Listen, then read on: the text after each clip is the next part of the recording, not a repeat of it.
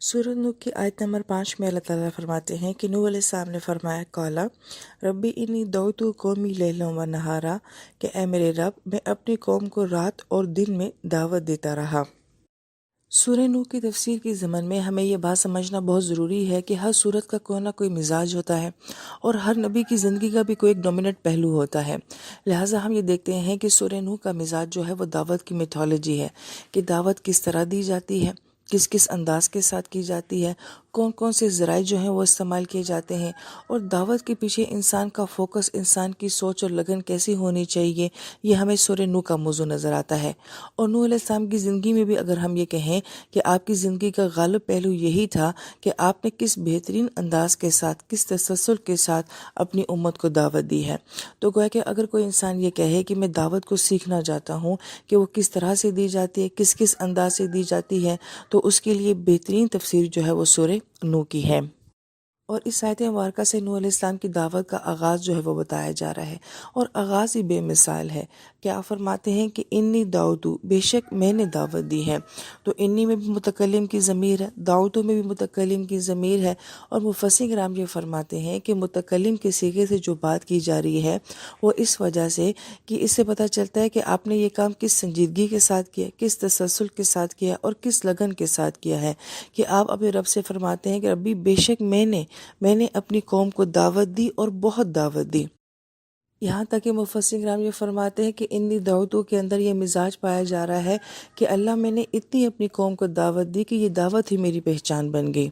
और फिर उसके बाद लेलन व नहारा का जिक्र आ रहा है, रात और दिन में दावत दी। अब मुफस्सिर किराम ये फरमाते हैं कि हम जब बात करते हैं तो कहते हैं कि मैंने ये काम दिन रात में किया है, लेकिन यहाँ पे रात का तस्करा पहले है, दिन का बाद में है। इससे उनके काम की शिद्दत का पता चलता है कि ये काम सिर्फ उन्होंने दिन में नहीं किया बल्कि रात में भी किया है। और बड़ी प्यारी बात अहले इल्म ये फरमाते हैं कि रात और दिन के अंदर तसलसल पाया जाता है। रात आती है, दिन चला जाता है, दिन आता है तो रात चली जाती है। लैलन और नहारा में ये बताया जा रहा है कि ये एक दो दिन का काम नहीं था बल्कि मुसलसल ये काम किया है।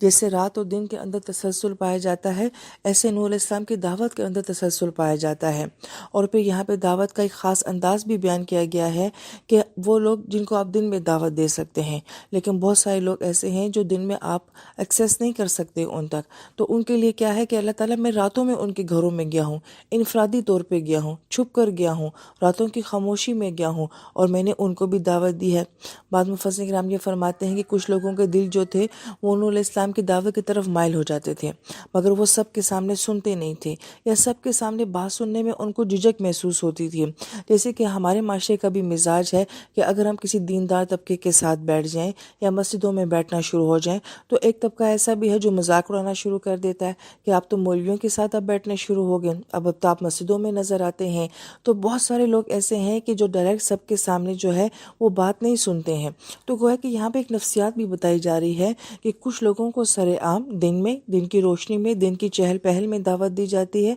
और बहुत सारे लोग ऐसे होते हैं कि जिनको रातों की खामोशी में दावत दी जाती है। लिहाजा यहाँ से ये नुक्ता भी मुफस्सिर किराम बयान फरमाते हैं कि दावत दिन में भी दी जानी चाहिए और रात में भी दी जानी चाहिए। अब ये काम पहले ज़माने में तो बहुत मुश्किल था, जबकि मगरिब के बाद लोग सो जाया करते थे, अपने घरों को चले जाया करते थे। आज की उम्मत तो रात के 12-12, 2-2 बजे तक जागी रहती है। तो इसका मतलब है कि वो मिथोलॉजी जो कि नूह अलैहिस्सलाम ने इस्तेमाल की थी वो आज के दौर में बदरजे ऊला इस्तेमाल हो सकती है कि आज का दिन का इंसान अगर बहुत मसरूफ़ है तो रात के वक्त में उस तक पहुंचा जाए और उस तक दावत का पैगाम जो है वो पहुंचाया जाए। लिहाजा यहाँ से इस काम की अहमियत भी नज़र आती है कि ये काम महज दिन में करने वाला नहीं है, ये रातों में करने वाले काम भी हैं। फिर हमें इस तरह की दावत और लगन आज हमें आम नज़र नहीं आती है। वो लोग जो दावत के काम के साथ जुड़े हुए हैं यकीनन उनके अंदर ये शिद्दत होगी, लेकिन आम अवामुन्नास के अंदर इस तरह का कोई कॉन्सेप्ट नहीं है कि किसी को दीन में लाने के लिए, अल्लाह ताला की ज़ात के साथ जोड़ने के लिए क्या कोई ऐसी भी मेहनत की जाती है, ऐसी लगन के साथ और ऐसे तसल्सल के साथ कोई मेहनत की जाती है। लेकिन अगर हम अपने माशरे में देखें तो अगर आप मेडिकल रैप वालों को देखें, सेल्समैन वालों को देखें, वो किस तरह से آپ کی منت کرتے ہیں کہ کسی طریقے سے ہماری سیلز ہو جائے، ہمارا کمیشن بن جائے، اور ڈاکٹروں کے باہر میڈیکل ریپ والے جو ہیں وہ کتنے گھنٹے گھنٹے جو ہے وہ انتظار کرتے رہتے ہیں کہ یہ تھوڑی دیر کے لیے ہماری بات سن لیں۔ لہٰذا یہ جو لگن نوح علیہ السلام کی دعوت کی ہمیں یہاں پہ نظر آتی ہے، یہ ہمیں آج دین کے لیے تو نظر نہیں آتی، ہاں لیکن ہمیں دنیا کے لیے بہت نظر آتی ہے۔ ہم جوان جوان بچیوں کو دیکھتے ہیں کہ وہ یہ سرف وغیرہ اور شیمپو وغیرہ جو بیچ رہے ہوتے ہیں، اور وہ کتنی منت کر کے جو وہ کہہ رہے ہوتے ہیں کہ آپ یہ ہم سے خرید لیجئے۔ لہٰذا وہ محنت جو نبیوں نے انسانوں کے لیے کی تھی اور انسانوں کو اللہ تعالیٰ کی ذات کے ساتھ جڑنے کے لیے کی تھی، وہ محنت آج امت جو ہے وہ چیزوں کے لیے کر رہی ہے اور اپنے کمیشن کے لیے کر رہی ہے۔ پھر آیت نمبر 6 میں آتا ہے فَلَمْ يَزِدْهُمْ دُعَائِي إِلَّا فِرَارًا، کہ نہیں زیادہ کیا ان کے لیے میری دعا نے یا میری دعوت نے مگر یہ کہ وہ اور زیادہ بھاگنے لگ گئے۔ اب یہاں پر نوح علیہ السلام اپنی قوم کا ایک شکوہ کر رہے ہیں یا ان کے رویے کو بیان کر رہے ہیں، مگر ان کا رویہ بیان کرنے کا انداز بہت ہی مختلف ہے۔ لہٰذا نوح علیہ السلام جو ہے یہ شکوہ بھی کر سکتے تھے کہ اللہ تعالیٰ میری قوم نے میری دعوت کا انکار کر دیا، مگر آپ نے بات کرنے کا انداز ہی اتنا مختلف اختیار فرمایا کہ اللہ تعالیٰ میری دعا نے یعنی میری دعوت نے، اور پھر یہاں پہ غور طلب بات یہ ہے کہ دعائی کا لفظ جو آ رہا ہے یہاں پہ مد متصل ہو رہی ہے، اور اس لفظ کو پڑھنے میں بھی جو ہے وہ عام مقدار سے زیادہ کھینچا جاتا ہے کہ اللہ تعالیٰ میری بہت دعوت نے، میرے بہت بلانے نے، بجائے یہ کہ کوئی مثبت تبدیلی ان کے اندر آتی، ان کو فرار کر دیا۔ اور آیت مبارکہ میں جو فرار کا لفظ آیا ہے یہ فر سے ہے، اور فر کا مطلب ہوتا ہے کسی خوفزدہ چیز کو دیکھ کر بھاگنا، کسی کی طرف بھاگنا، اور گھوڑے کا بھاگنے کے لیے تیار ہونا، اس کے لیے بھی جو ہے فرسن مفرن کا لفظ استعمال کیا جاتا ہے۔ بہت زیادہ منہ کھول کر ہنسنے کے لیے بھی لفظ استعمال کیا جاتا ہے۔ بے مقصد پاگلوں کی طرح بھاگنا، اس کے لیے بھی لفظ فرار استعمال کیا جاتا ہے۔ اور 29ویں پارے میں ہم نے یہ بات پڑھی تھی کہ یہ ایک طبقہ ایسا ہے کہ جو دین کی بات سننے کے اوپر ایسے ریئیکشن کرتا ہے کہ جیسے خچر جو ہے وہ شیر کو دیکھ کے بھاگتا ہے۔ اب یہ بڑا اہم رویہ ہے جو اس آیت مبارکہ میں بیان کیا گیا ہے کہ کچھ لوگوں کے سامنے جب دین کی بات رکھی جاتی ہے تو بجائے یہ کہ وہ اس بات سے مانوس ہوں، وہ بدکنا شروع کر دیتے ہیں جیسے کہ جانور بدکتا ہے، اور وہ ایسے فرار کی طرح پاگلوں کی طرح جو ہے وہ بھاگنا شروع کر دیتے ہیں۔ گویا کہ ایسا لگتا ہے کہ کل کا معاشرہ اور آج کا معاشرہ کچھ ایک طرح کا تھا، وہاں نبی دعوت دے رہے ہیں، اور اس دور کا کافر کا جو ریئیکشن ہے وہ کتنی حیران کن بات ہے کہ آج مسلمانوں کے اندر نظر آتا ہے کہ اگر آج کوئی دین کی بات کرنے والا مرد یا عورت ہمیں نظر آ جائے تو عوام اس سے اس طرح سے بھاگتی ہے کہ جیسے اس دور کا کافر نبی سے بھاگا کرتا تھا۔ ہماری سوچ کیا ہوتی ہے کہ اگر ہم بات سنیں گے تو ہمیں عمل کرنا پڑے گا، کون ان کا لیکچر سنے، کون ان کی تبلیغ کو سنے۔ لہٰذا جہاں پہ گانا سنایا جا رہا ہوتا ہے وہاں پہ عوام الناس کا اتنا ہجوم ہوتا ہے کہ ٹکٹیں نہیں مل رہی ہوتی ہیں، لیکن کتنی عجیب بات ہے کہ جب امام صاحب خطبہ سنا رہے ہوتے ہیں مسجد بالکل خالی ہوتی ہے۔ پھر آیت نمبر 7 میں نوح علیہ السلام فرماتے ہیں وَإِنِّي كُلَّمَا، اور بے شک جب کبھی بھی دعوتہم میں نے ان کو دعوت دی لِتَغْفِرَ لَهُمْ تاکہ آپ انہیں معاف کر دیں۔ آیت مبارکہ کے صرف اس حصے میں مفسرین کرام یہ فرماتے ہیں کہ ایک تو لفظ کلما آیا ہے کہ جب کبھی، یعنی کہ ہر لمحہ ہر وقت جب مجھے موقع ملتا، دن میں، رات میں، محفلوں میں، تنہائی میں، جیسے جب مجھے موقع ملا اللہ میں نے ان کو دعوت دی۔ اب ہماری دعوت میں اور نوح علیہ السلام کی دعوت میں یہی فرق ہے کہ ہمیں وقت ملے گا، ہم فارغ ہوں گے تو پھر ہم کسی کے پاس جائیں گے اور پھر دین کی بات کریں گے، مگر یہ ایک جنونی دعوت ہے، یہ ایک نبی کی دعوت ہے، اس لیے اس کو جو ہے وہ کل ماہ کے ساتھ بیان کیا ہے۔ اور پھر دعوت کا مقصد جو ہے وہ اس آیت مبارکہ میں بتایا جا رہا ہے کہ دعوت دینے والے کی اپنی سوچ کیا ہونی چاہیے، لِتَغْفِرَ لَهُمْ، تاکہ اللہ تعالیٰ آپ انہیں معاف کر دیں۔ کیا ہم جب کسی کو دعوت دیتے ہیں تو کیا اس کے پیچھے ہماری بھی یہی سوچ ہوتی ہے؟ تو مفسرین کرام یہاں پہ کچھ اہم باتیں بیان فرماتے ہیں، وہ یہ کہ دعوت دینے والے کی نیت بہت خالص ہونی چاہیے۔ دائی کا مقصد ہو جو سامنے والے کو اللہ تعالیٰ کی ذات کے ساتھ جوڑنا ہے، اپنی ذات کے ساتھ نہیں جوڑنا، اپنے پیچھے نہیں لگانا ہے۔ اور پھر کسی کو دین کی دعوت دینے کا مقصد اپنا غصہ نکالنا نہ ہو، مثلا مجھے جو باتیں بری لگتی ہیں میں ان کو جو ہے وہ کوٹ کرنا شروع کر دوں اور پھر میں اس کو اپنے دین کی دعوت کہنا شروع کر دوں، تو یہ رویہ بھی دائی کا نہیں ہونا چاہیے۔ اور کسی کو تحقیر کرنا، کسی کو ذلیل کرنا، یہ بھی داعی کا مقصد قطعاً نہیں ہونا چاہیے کہ میری دعوت سے اگر سامنے والا اپنی توہین محسوس کر رہا ہے تو وہ کبھی بھی اللہ کے ساتھ نہیں جڑے گا۔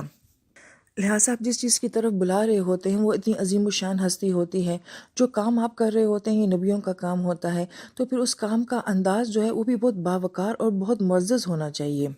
پھر جیسے بعض لوگ ہمیں آ کر کہتے ہیں کہ باجی آج آپ نے اپنے درس میں یہ بات کرنی ہے، ہم کہتے ہیں کیوں کرنی ہے، تو وہ کہتے ہیں آج فلاں بندہ ہمارے ساتھ آ رہا ہے تو اس کو یہ بات سنانی ہے۔ لہٰذا دائی کبھی بھی ایسا نہ کرے کہ وہ کسی کو ٹارگٹ بنا کے بات کرے۔ آپ کے سامنے جو موضوع ہے، جو بھی آپ کی سوچ ہے، آپ نے اس کو بیان کرنا ہے اجتماعی طور پہ۔ اگر وہ بات اس میں شامل ہے تو ٹھیک ہے، لیکن ہم کسی شخص کو دیکھ کر یا کسی کو ٹارگٹ بنا کے جو ہے وہ بات نہ کریں۔ پھر یہاں پر بہت غور طلب بات یہ ہے کہ اگر دائی جو ہے وہ اس نیت سے بات کرے کہ آج میری دعوت سے کسی سامنے والے کو معافی مل جائے، تو سوچیں کہ اس کا پہلے اللہ تعالیٰ کے ساتھ خود کا تعلق کتنا اچھا ہوگا، پھر وہ اپنی دعوت کو کس حد تک خوبصورت بنانے کی کوشش کرے گا، مواد کے لحاظ سے بھی اور جذبات کے لحاظ سے بھی۔ کیونکہ ظاہری بات ہے، میرا مقصد یہ ہے کہ ایسا نہ ہو کہ میرے بات کرنے سے سامنے والا اور بد نصیب ہو جائے، یا وہ کوئی ایسا ریئیکشن کرے کہ جس کی وجہ سے وہ اور اللہ تعالیٰ کی نظروں میں گر جائے، تو گویا کہ میری دعوت بھی ضائع اور اگلے انسان کا بھی نقصان ہو گیا، اور یقیناً یہ اللہ پاک کی چاہت کبھی بھی نہیں ہوگی کہ میرے بندے مجھ سے دور ہو جائیں۔ لہٰذا بہت گہری بات یہ ہے کہ اگر دعوت دینے والا یہ سوچتا ہے کہ میری آج کی دعوت سے کسی کو معافی مل جائے، تو وہ اپنی دعوت کو بہتر سے بہترین کرنے کی کوشش کرے گا۔ اس کے اندر اخلاص، محبت، ہمدردی اور سب سے بڑی بات یہ کہ وہ حکمت ہوگی۔ ایسے نہیں کہ آپ ایک مجمع میں جا کے کسی سے بات کرنا شروع کر دیں اور آپ کو پتہ ہو کہ مجمع جو ہے مجھے اس وقت صحیح ریئیکشن نہیں دے گا، لیکن آپ یہ کہیں کہ میں اتنا اچھا کام کر رہا ہوں لہٰذا میں تو دعوت دوں گا۔ نہیں، آپ یہ سوچیں گے کہ یار ایسا نہ ہو کہ میری دعوت سے یہ سامنے والے مزید گنہگار ہو جائیں، تو میں اس کو اس طرح کی ٹائمنگ میں دعوت دوں گا، اس طرح کے انداز میں دعوت دوں گا تاکہ یہ بات قبول کرنے والا ہو، تاکہ اصل مقصد حاصل ہو کہ یہ اللہ کے قریب ہو جائے، نہ کہ میری دعوت سے یہ کوئی ایسا ریئیکشن کرے کہ یہ مزید اللہ تعالیٰ کے اور دور ہو جائے۔ لہٰذا ان تمام باتوں سے ہمیں کیا سمجھ آتا ہے کہ دعوت باقاعدہ ایک نظام ہے، ایک سسٹم ہے، اس کے پیچھے ایک سوچ ہے، اس کے پیچھے مشورہ ہوتا ہے، حکمت ہوتی ہے، پھر کہیں جا کے سامنے والے سے بات کی جاتی ہے۔ لہٰذا ہر انسان دائی بننے کی صلاحیت بھی نہیں رکھتا اگر اس کے پیچھے کوئی سوچ نہیں ہے، کوئی ہمدردی اور کوئی جذبہ نہیں ہے۔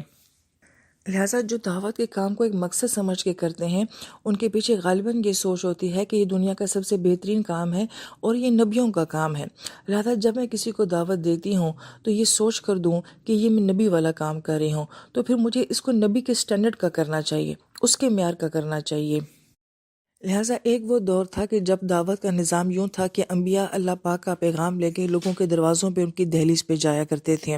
اور آج میڈیا کا دور ہے، لہٰذا اب ویب سائٹ کے ذریعے دعوت دی جاتی ہے، چینلز کے ذریعے، سبسکرائبرز کے ذریعے، ایپس کے ذریعے دعوت دی جاتی ہے، اور وہ صرف ہمارے گھر کی دہلیزوں تک نہیں بلکہ ہمارے بیڈ روم تک، ہمارے ہاتھوں تک ان کی دعوت پہنچ چکی ہے۔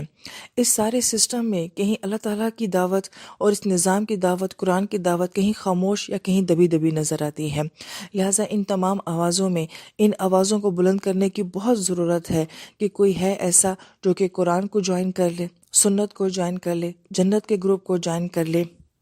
لہٰذا پہلے دعوت دینے والے بہت مضبوط تھے مگر دعوت دینا مشکل کام ہوتا تھا۔